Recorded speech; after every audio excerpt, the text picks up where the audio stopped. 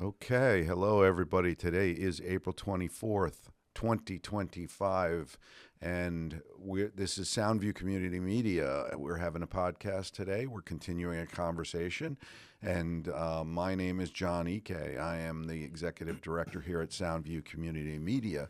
We are a nonprofit corporation serving 6 communities in the area for public access television, and today, again, I have a guest, Mr. Craig Gordon, who is are you the executive director, or what is your official title? Founder, director, chief cook, and bottle washer.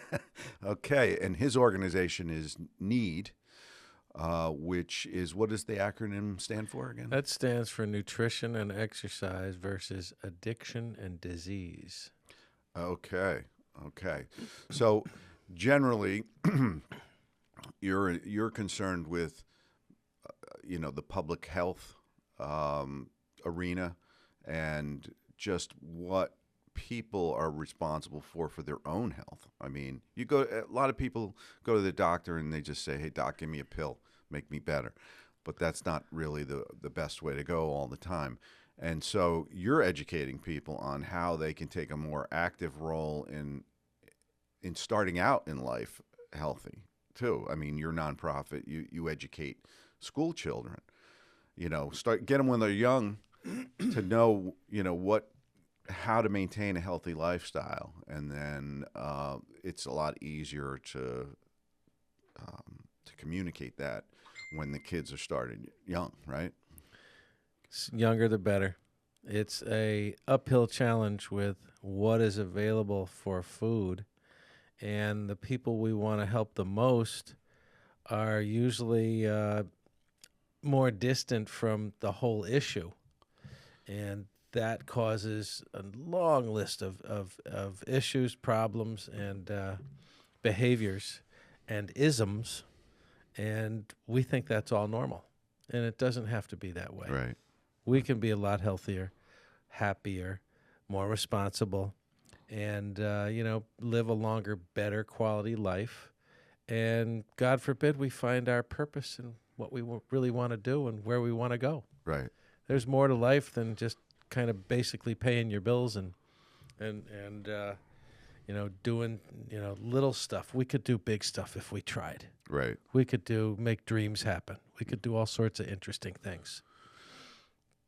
Now, tell me about, give me for instance, we have a K through 6 school. How would you go about introducing, young kids into, a healthy lifestyle, I guess? Well, it's about substituting more healthy products for more processed products. Yeah. And eliminating scads of sugar and refined carbohydrates that wind up kind of weaseling their way into your diet. Right. Because you're stuck in certain places at certain times. You're hungry, you're thirsty, and this is what's offered, and here you go. Right.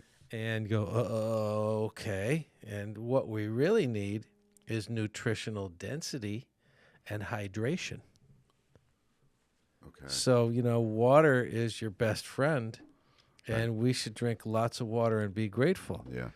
50% of all kids and probably adults are dehydrated. I might be one of them. Mm-hmm. And 25% of all children never drink water. And that's a disaster. And that's another really powerful negative form of malnutrition. Yeah. I've always drank a lot of water throughout my life. I mean, I had a summer job where I was outside all day long, and it was essential that you drank a lot of water. Why aren't the kids drinking water? I mean, what is that about? Is it because Coca-Cola is such an easy alternative and it's got a lot of sugar in it, or? Well, I call it Coca-Cola for one, or I call it soda. And do you think it affects your brain? It absolutely does. And is it addictive? Oh, yeah. So you have something like a Coke at 3 o'clock in the afternoon today, guess what you're going to want tomorrow? Right. So the more you drink it, the more you become addicted to it. Yeah. The more you consume it, the more it has an effect on your body and your brain. How about coffee? Because, I mean, Starbucks and places like that, Dunkin' Donuts, I mean, they're always busy. Well, they are, and that's just another addiction and a false sense of energy or false source of energy. And, all that caffeine is powerful stuff. Right. You can't buy straight caffeine. Right. You couldn't buy a little bottle of it because if you had, like a thimble full of it, it'd make your heart explode. Right. It's powerful. Yeah.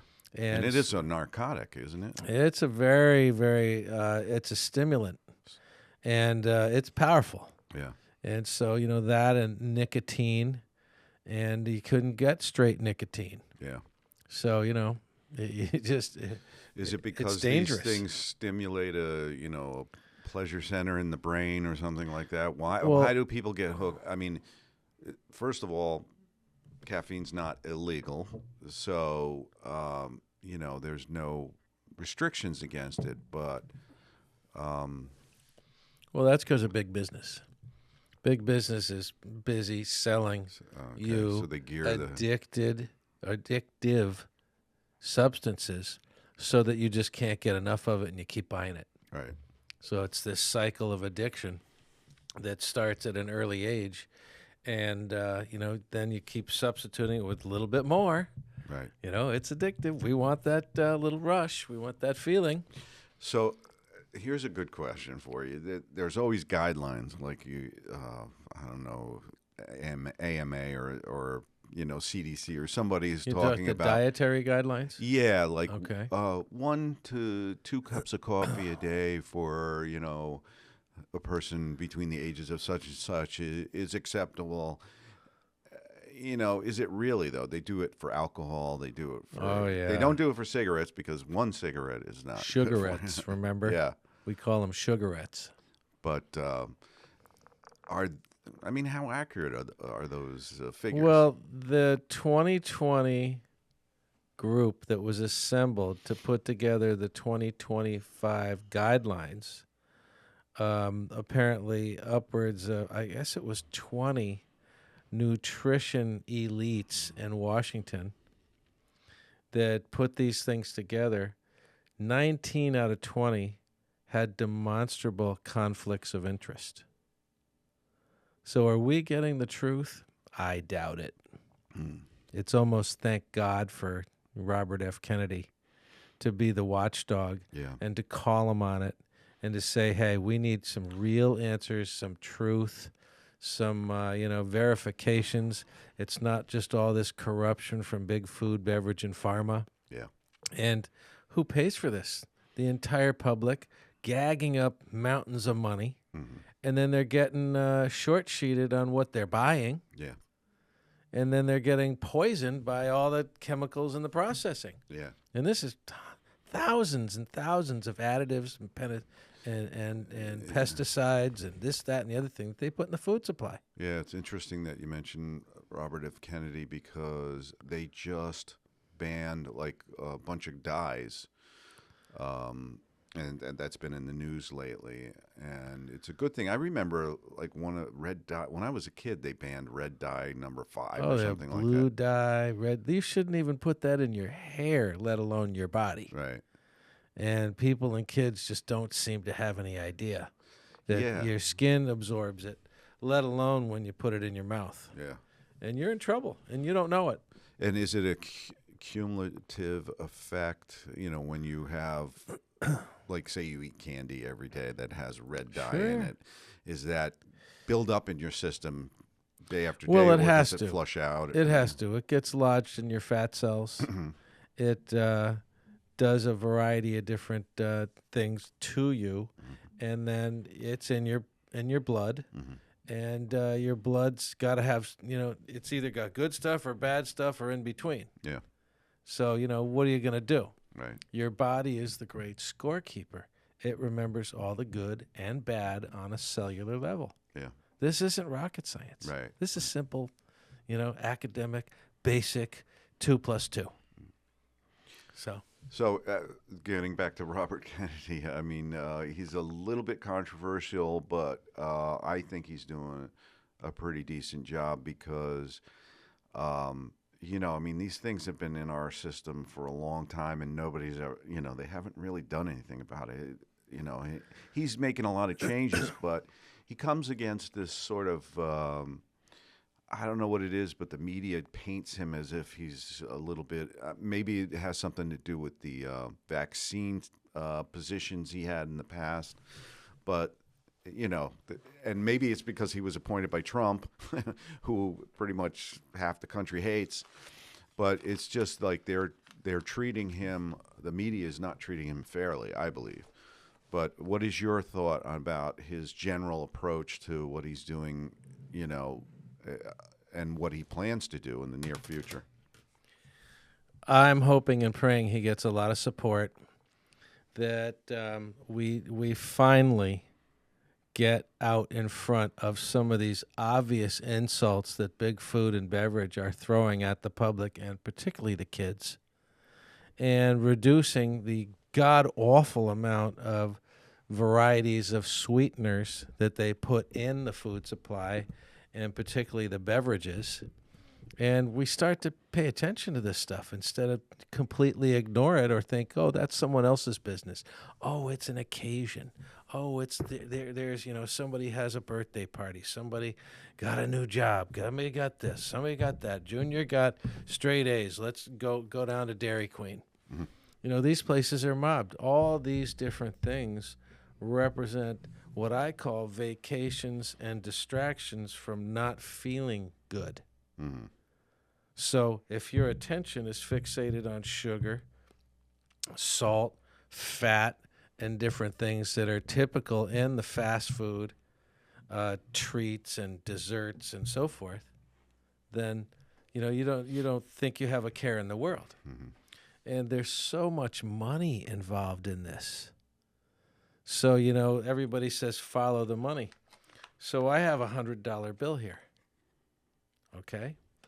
Now here I have a penny. A penny represents 1 basis point of the $100 bill. So if big food, beverage, and pharma are grossing $3 trillion, and the $3 trillion is a $100 bill, how much do you think the penny is worth? 1/10,000th of the $3 trillion. Mm-hmm. The number happens to be $300 million. Mm-hmm. What number is that? Well, that's a 1/10,000th of $3 trillion. To give you some scope and scale on how much money big food, beverage, and pharma gross per year. $3 trillion? $3 trillion. Wow. To feed this malnourished, gluttonous country. Yeah. And then we are making ourselves sick by consuming all this garbage. Yeah.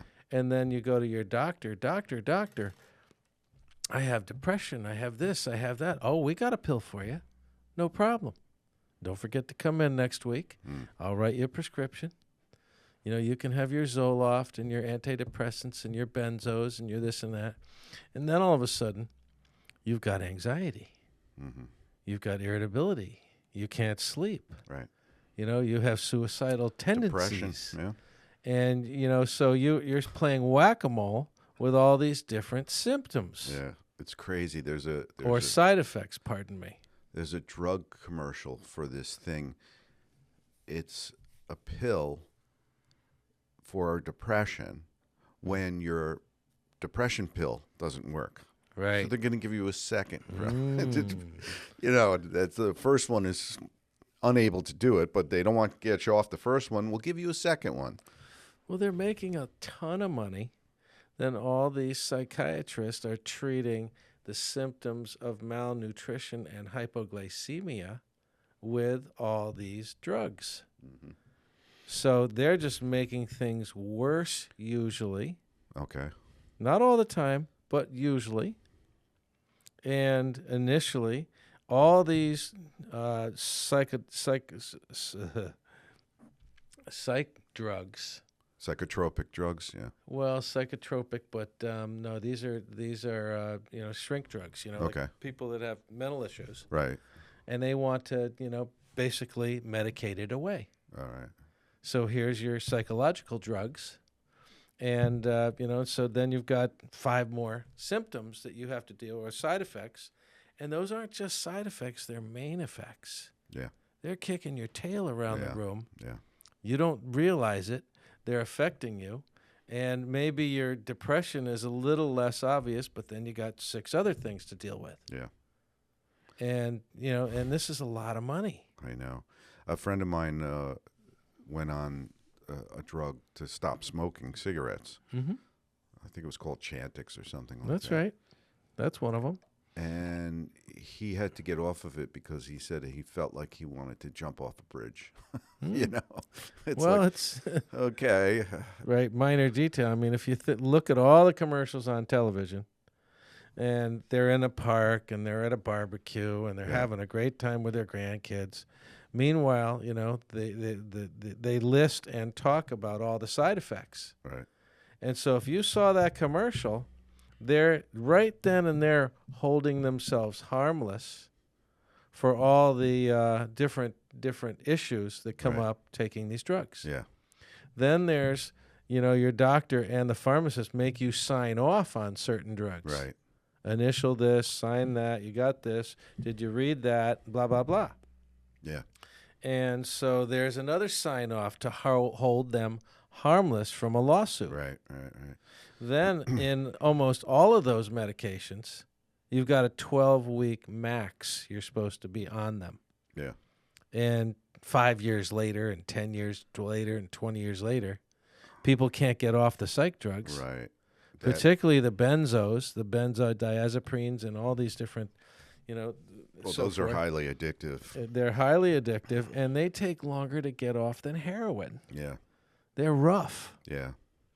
And so, do you want to get involved in trade Peter to pay Paul? Or it's like, maybe not. Yeah, it's the side effects are worse than the actual, the main condition. So now we have something called nutritional psychiatry.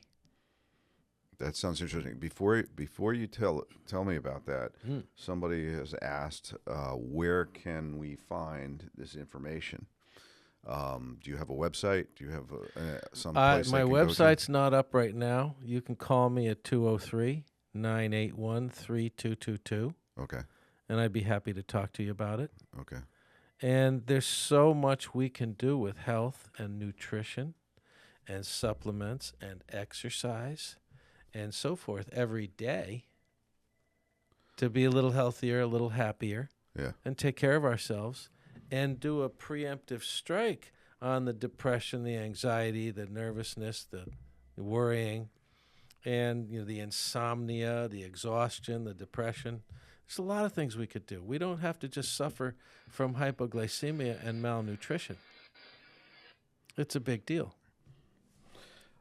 Yeah, good point. So there's all these different opportunities we are neglecting to be participatory in our own health. Yeah. That's all. We can eliminate the obvious insults. We can pick up some good habits. We can, look at the labels. We could be, getting out for at least a walk or two a day where you walk at a decent pace. My prescription is 2 walks a day, 1 in the morning, 1 at night, like you're late for the train for 20 minutes. That's all. Just get 20 minutes of oxygen. Mm-hmm. Stretch your legs. Your legs are your second heart. Right. They're big pumps. So you work your legs, go at a decent pace. That's a huge deal for your body and your brain. Yeah. Yeah, especially as you get older, because the tendency is when you get older to not to be as active, and you got to stay active because you got to keep the heart pumping. Well, a good example, even your dog. You say you're going out, the dog's tail's going wah, wah, wah, wah, wah, right, crazy. Yeah, and the dog's really happy to get out and stretch and get some air, right, get some exercise. So why aren't we like that if we got out and did more exercise, more Right. walking, swimming, pickleball, tennis, anything? Yeah. Who shoot some hoops? Well, the wintertime, it's hard, especially a lot of retirees, they don't even want to leave the house, and if you don't have a gym or something in your house, you're just sitting there watching TV or reading a book, or, you're not, it's hard to stay active Well, it is and it isn't. I mean, there's malls that we can walk in. I walked outdoor all winter long, and I was in shorts 99% of the time. I put boots on. I covered up my upper body with windbreakers and sweaters and sweatshirts and all that and hats. And I was walking all winter long. Uh-huh. I've got an average of 10,000 steps a day, roughly, since the beginning of this year. That's good. That's a big deal. I have to walk the walk and be responsible and be an example. Yeah, that's a goal of mine, is 10,000, and it's hard to make it. Even if you did 5 right every day, right, that's your average. Right. And God forbid you did it at a decent pace, then you're getting some cardio. So tell me about your experience with public funding or public programs that might be available to there seems like government doesn't put a lot of funding into this type of education. It seems to go more into the big thing now is STEM. It gets a bulk of the funding. Why don't they put more funding into health education? Well, for one thing, it's hard to measure. Okay, so everybody's looking for data if they want to scale things up for different programs. So where's the data? And it's difficult to measure prevention. Mm-hmm. I have a program where I have measurable prevention workbooks. Mm-hmm. And I can measure prevention. I can promote prevention. I can say, hey, drink more water and less soda, and it'll show up in your body, in your blood work. It'll show up in your behavior. It'll show up around your waist. Good or bad. Excuse me. Someone asked, do you believe they should put caffeinated in different products that don't need to have them?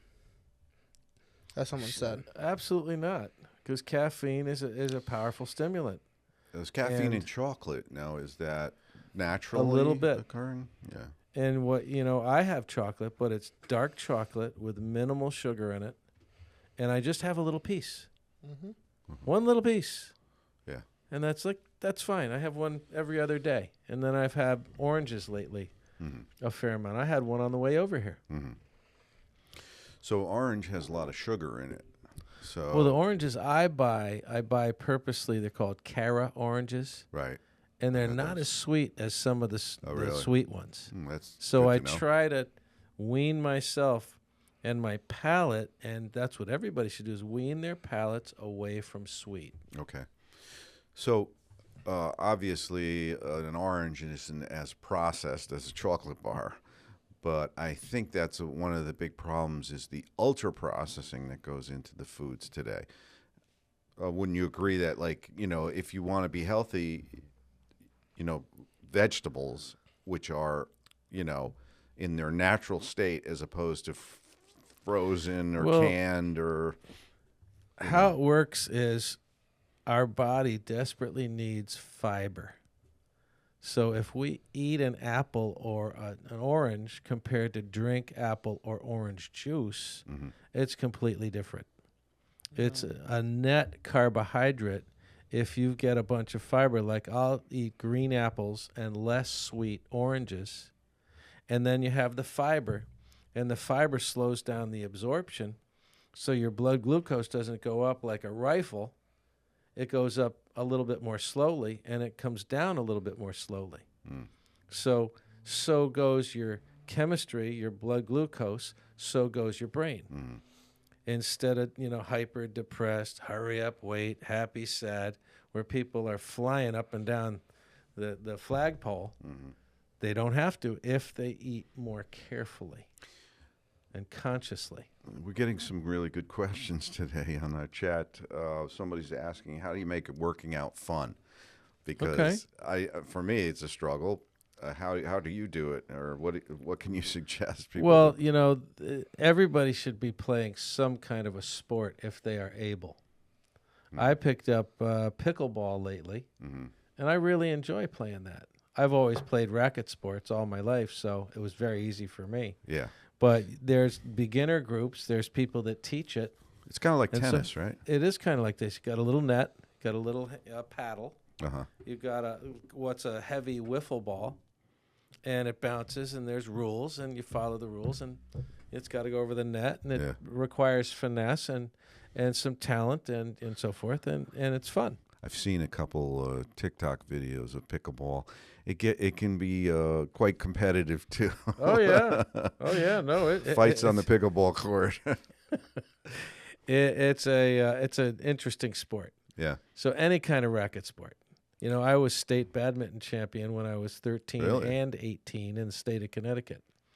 And I love badminton. And indoors on a court with lines and rules, it's a completely different deal. Yeah.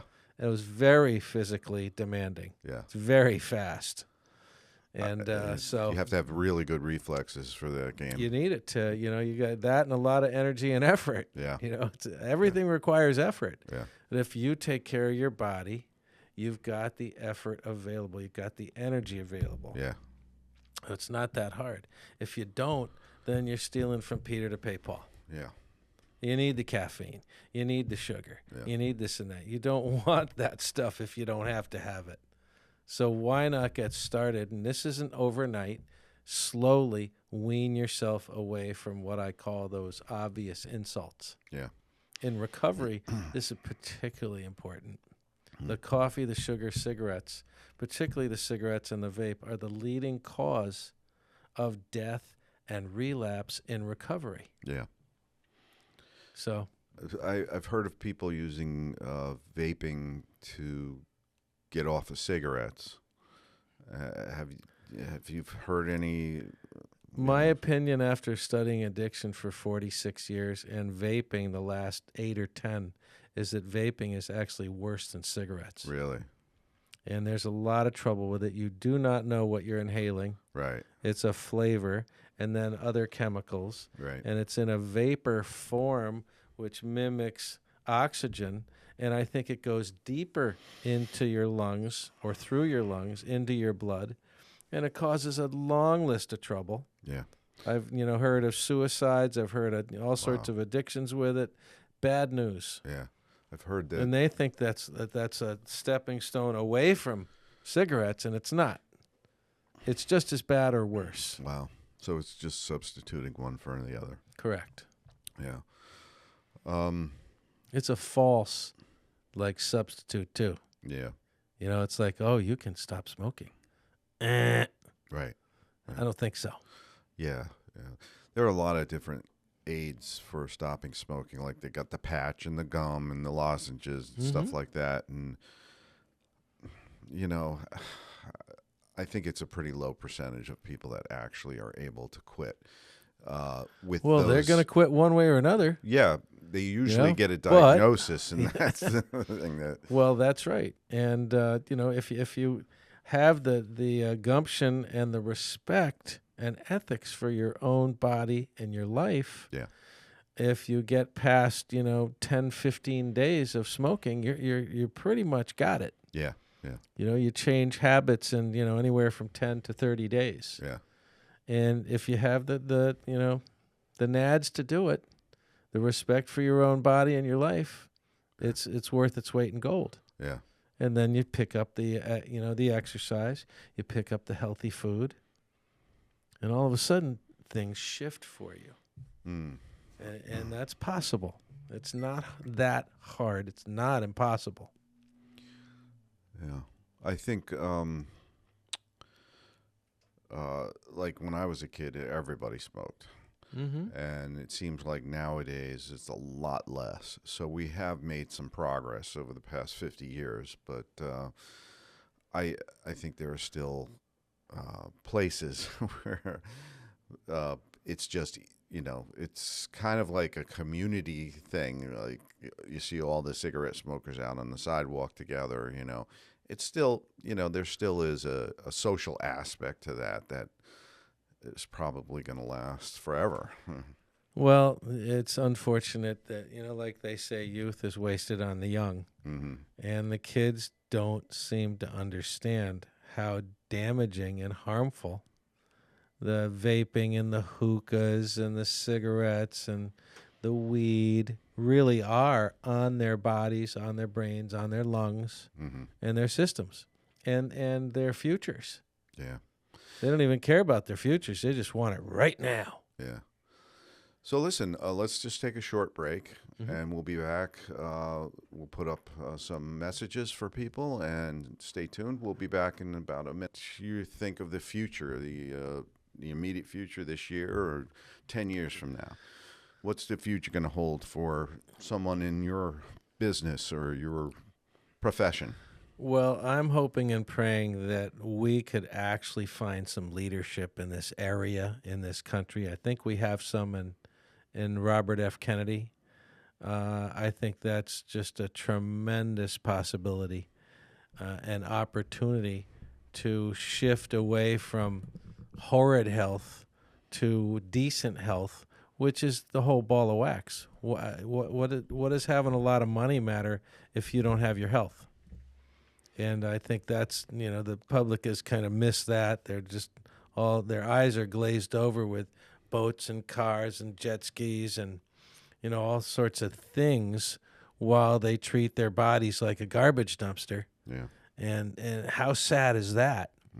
And then they take, with the various bad habits, they take 20 years off their life, and the last 20 years suck.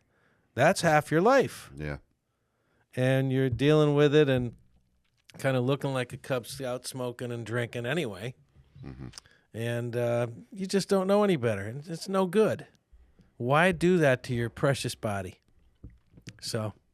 Yeah. I think a lot of people are caught in the work-a-day loop, too, because, it's gotten a little tougher ever since COVID, or it's been financially a struggle for a lot of people, and they get caught into having two jobs and working all the time. And when you're caught in that mode, it's very hard to carve out time for recreation or carve out time for cooking, or eating right, or shopping. It's so easy. Let me go to McDonald's and get dinner. They don't even do that. They just order in, and they have something delivered. They have Uber Eats, and they have whatever, all those different delivery systems. Right. And that's expensive. Yeah. So you're doing your second job to have the convenience of ordering all this stuff, and when you order it, most of it's not that good for you. Right. Maybe a third of it is decent food, and 2/3 is either borderline or just basic bad stuff. Yeah. It's just an insult to your precious body. We can do better if we have a little bit of discipline, a little bit of focus. Health is important, not just eating indiscriminately like people tend to do. Yeah, yeah. It seems like most of the bad food is the fast food restaurants because it's all ultra-processed food. I mean, it's chemicals. It's different types of, there's something like 7,000 additives they put in the food. Right. And it is not even required to be registered with the government, with the FDA. Right. So then they have something called generally recognized as safe, or GRAS, they call it. And, some food manufacturers actually voluntarily register what they're doing, probably to hold themselves harmless. They don't do enough studies on what they're doing. They don't, have any recourse. Yeah. They don't have any responsibility legally. Who's going to get sued for sugar? Hopefully that's coming around the bend. They're going to figure out how to equate behavior and isms and liabilities and accidents and other things with you ate all that sugar all night. Right. And then you crashed. Yeah. And then you did it again. And then you couldn't pay attention. You caused an accident at your work or in a car or in a truck. Yeah. I think a lot of people don't even know how much sugar they're consuming. You look at the package and find out, read the package, read the ingredients and find out, and they'd be shocked at actually how much sugar there is in everything. And salt, too. Well, the statistic from 2016 was more than half, or 60% roughly, and I think it's more now, of all Americans spend more than half of their food budget on food you could buy at a gas station. I mean, a terrific amount of money. Yeah. Something like $250 billion that goes into gas station highly processed food, and then all the soda and all the other jive drinks that they have there. And, and all that's, you're so hungry you want to break a window, and you go hammer some garbage because it's right around the corner at the gas station. Yeah. Here's a good question for you. How about pizza? Is pizza bad for you? Or, well, what do you think, John? Well, it's, first of all, you got the bread. That's right. Then you have the sauce, and then you have the cheese. It's a very simple 3 ingredients, but it's those are the base sauce. Ingredients. Yeah. Okay, so you've got the bread or the flour, and everything that goes into the crust is white flour. White flour turns right into white sugar in your body. Right. In 20 minutes flat. Well, if you're on a low carbohydrate diet, which is kind of popular these days, bread is no good. No. And whole wheat is the same damn thing. Yeah. Even whole grain, you want to try to, do an experiment with your own body, with your diet, and just don't have grain products for a month and see how you feel. Then the next month, don't have any dairy products for a month and see how you're breathing better. See if you lost 5 pounds. See if you have a little bit more energy. Yeah. And these are things you do for yourself because you respect yourself, and you've never done anything like that before. So aren't you curious to see how you're going to feel if you eliminated dairy for a month? Like the pulmonologists in the area do not even tell people with asthma to get rid of the dairy product. And the dairy product creates a much thicker than need be lining of mucus in your sinuses and your lungs. Yeah. So you're not oxygenating. You're not capable of oxygen because that lining is so thick. Why would a pulmonologist? I have no idea, but I've met them before. I've talked to them. I've talked to some of the lead ones, and it's not part of their culture or their training to equate dairy and difficulty in breathing. Yeah, and probably that goes to the clinical data that doctors need for everything. Like, I mean, it's always a lot of their training is based on clinical data, and what they learn in medical school is based on all these, clinical trials that were conducted, on certain medications to get them passed and things like that. And it's like, statistics say that this is effective, so here's the pill, and they're not trained in wellness. Like, you're not even close. You're feeling sluggish, maybe change your diet as opposed to, something else. So for instance, I hear somebody say, well, we have a dietitian at our clinic. And I go, okay. And how well are they trained? Because oftentimes the dietitians are young women, and they're nice, they're presentable, they've got a little bit of an education, they've got a good vocabulary, and they know some of the basics on nutrition, but they don't know anything like a clinical nutritionist that has 10 years of experience and is creative with food. Yeah. Completely different animals. Yes. I think there are a lot of dietary professionals on staffs at hospitals. Sure they are. and Look what they medical- feed them. Yeah.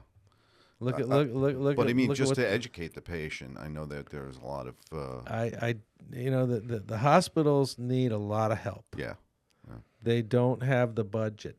right. They don't want to pay for somebody that's Well, a yeah. clinical nutritionist That's creative with food. And then where do you get that food? You're not going to get it in the hospital. Not usually. mhm. And so, maybe there's exceptions. Maybe there's one out in California. There's one down south. And it's about nutritional density and healthy. Yeah. But normally, and I could be wrong, it's not all about nutrition. It's about money. Yeah. It's about cheap. It's about convenient. It's about food safety Yeah. and food handling and what's convenient for the hospital or the entity or the business that's running the food service.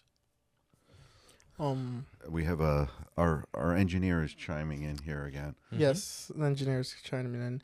The first question is the first thing someone said was for you, John. It said, John, you can also have cauliflower crust Sure. on your pizza. I've never tried cauliflower crust, but I'd be willing to give it a shot. Is it any good? We have to see in chat later.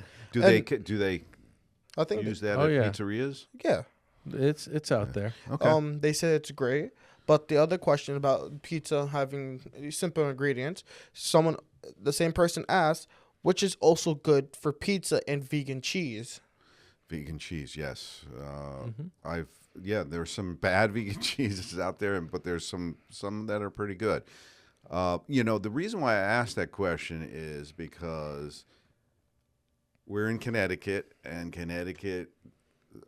all these politicians went down to Washington and declared Connecticut is the home of the pizza, or the number one pizza state, or something like that, which is that's Okay. another ridiculous story. But Connecticut prides itself on its New Haven style pizza. Pepe's. Yeah, Pepe's and Sally's and Modern and Bar, and there's some great pizzas out there, They taste good. and they're good. I'll taste have good. a pizza maybe once a month. I'm not an everyday pizza eater, but I know there are a lot of people that live, off of pizza, and I mean, Exist. yeah. Well, there's a lot of young kids too, and when you're in your 20s, you don't think, No. It's not going to affect me. I got plenty of time, but it's like you said, one day, then leads into 2 days, and before you know it, You're you can get craving it. hooked It's on more yeah. fat, salt, and sugar. Right.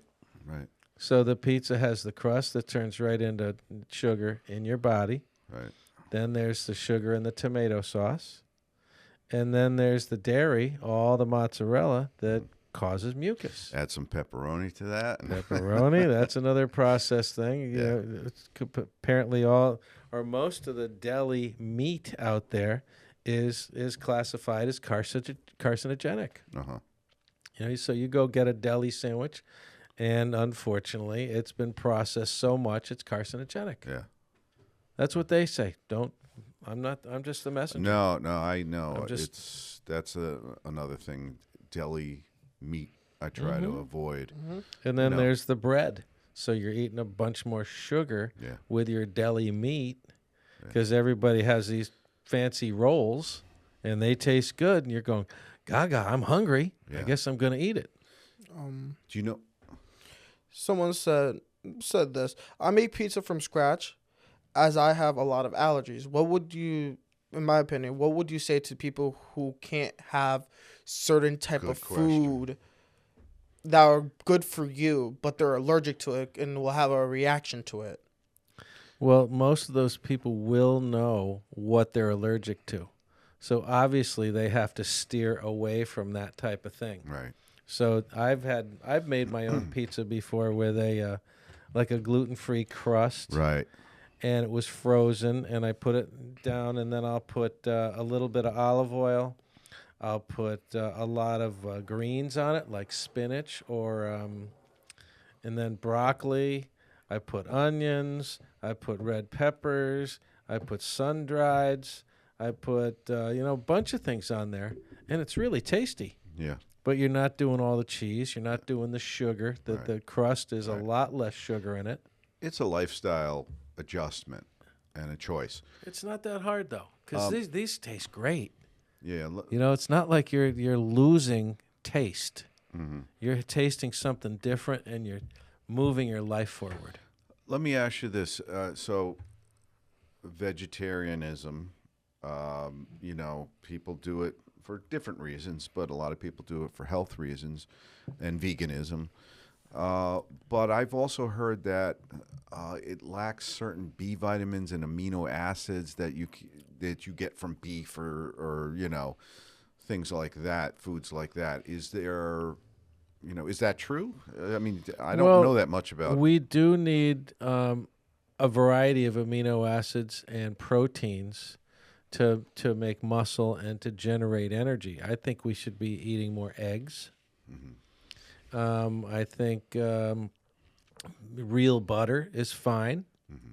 It's good fat. There's good fat and there's bad fat. Yeah. Is margarine a bad fat? Typically, yes. Yeah.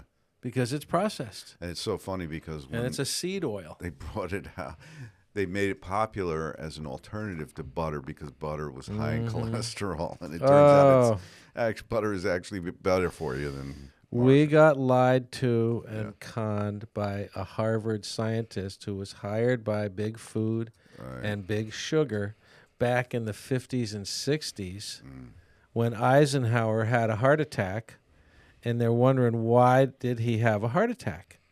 And because Big Food and Big Sugar are so powerful, they didn't want it having to do with sugar. They wanted to pin the tail on the donkey and make it cholesterol. So for the 70s and 80s and 90s and into the 2000s, it was all about low cholesterol, no cholesterol, low fat, no fat.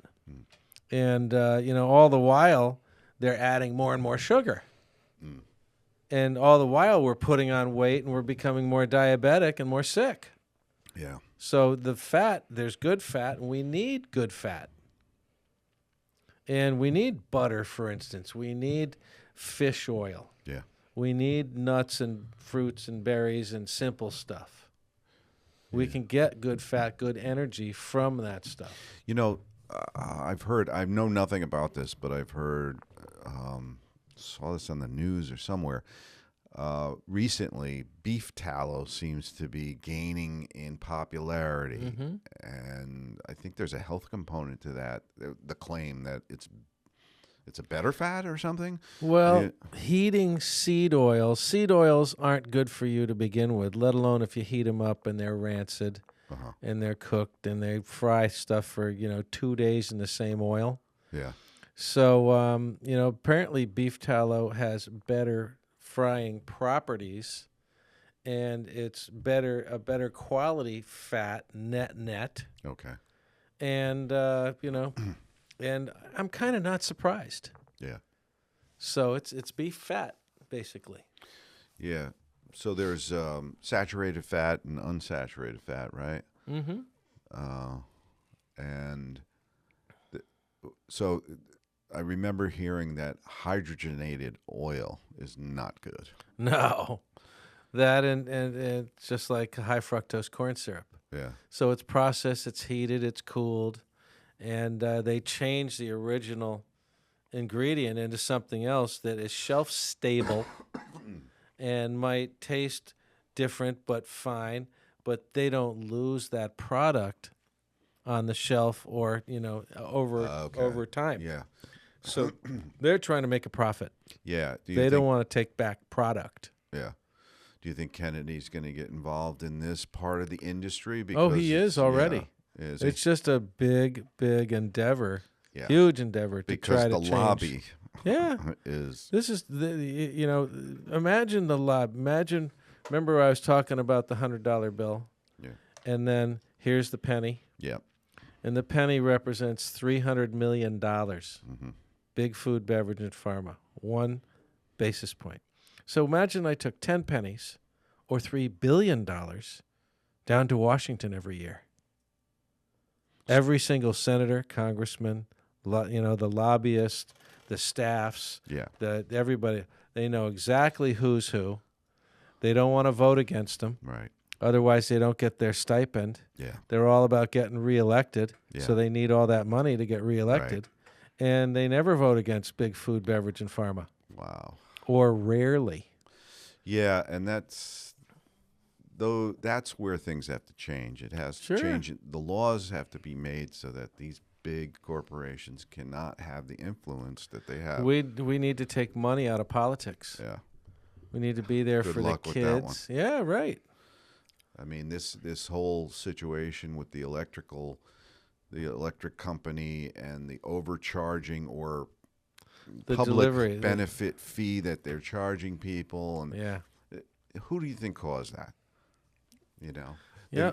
the electric company got the permission of the politicians to do that. So, you know, They have to. we're being sold out in many different areas of society. It's sad, but we can have control over our own bodies. Exactly. We can do something with your body. And that's what Your people body have and your brain are one unit. They're not separate. Yeah.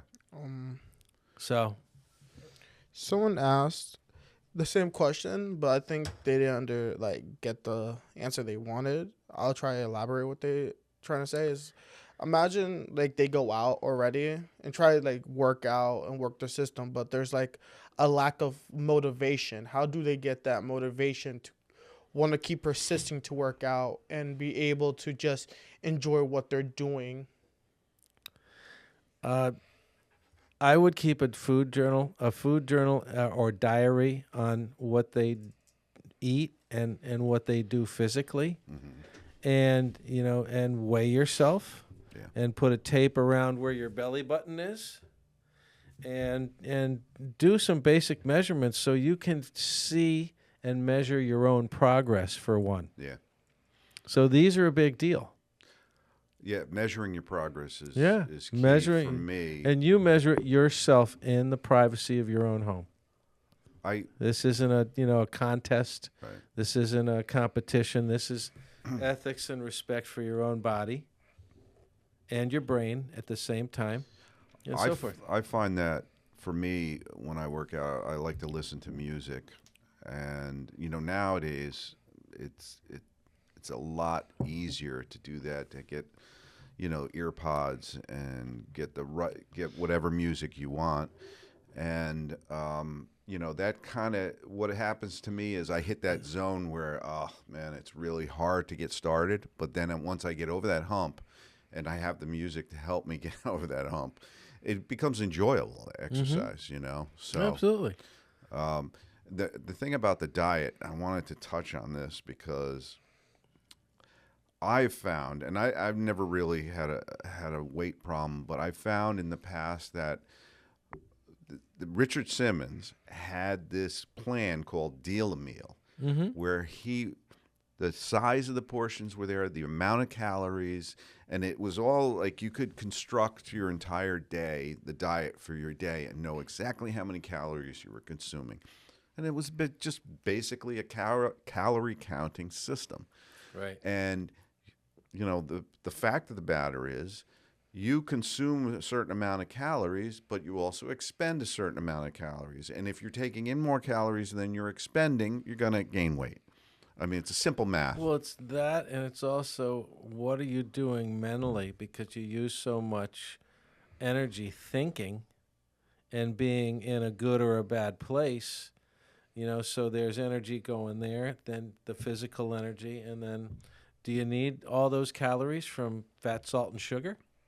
Good. I should preface that. Bad fat, salt, and sugar. Mm-hmm.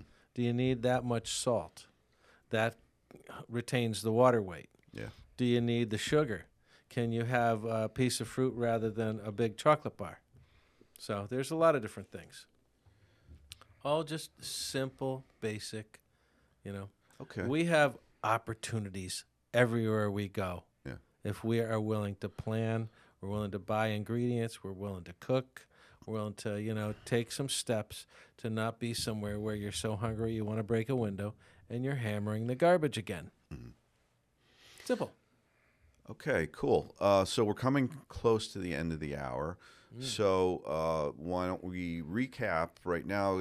Tell us, what you would like to say in closing, and put another plug in for. Well, I know your website's down, but maybe list your website and your email address and your phone number for people that want to get in touch with you.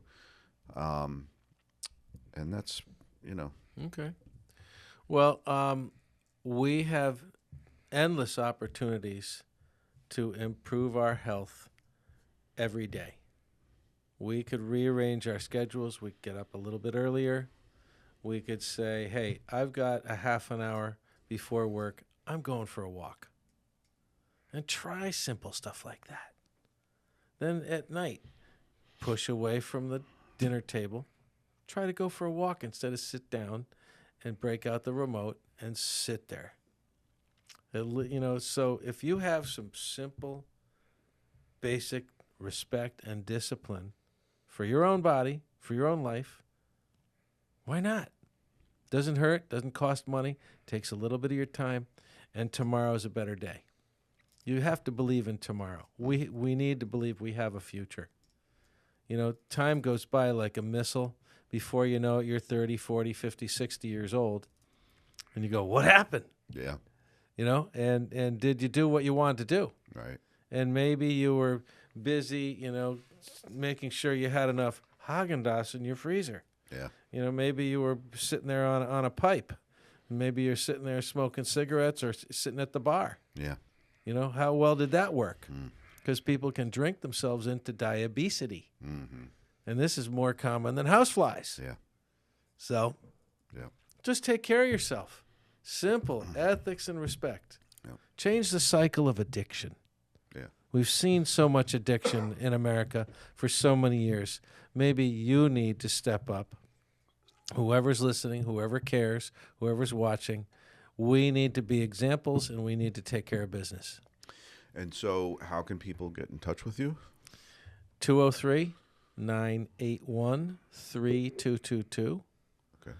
And my email is Craig Gordon, CraigGordon 9395 @gmail.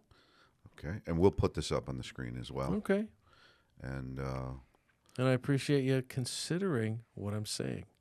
I'm not telling you what to do. right. I'm not, It's just, mandatory your, suggestions. I've got 46 years in the trenches. I did work for the White House on drug abuse policy in the mid-'80s for Reagan. I know addiction cold. Mhm. There's very little I don't know about addiction. So we don't need to go there. We don't need to be addicted. Yeah. Well, we'll get back together soon, and maybe next time you could bring some of your signs with some of the catchphrases on there. So because it can hammer home the points that you're trying to make to the people, and we'll ask people. Maybe we'll do a call-in next time. Have a phone here, so if people want to actually call in to ask their questions, because Sure. it's a little difficult on the Twitch chat because it's going through Jose, and then the topics are moving pretty quickly. So, but I want to thank everybody for tuning in. This is a Soundview Community Media podcast with Craig Gordon of NEAD, and I welcome you all back for the next one. And thanks for tuning in. Thank you. Take care.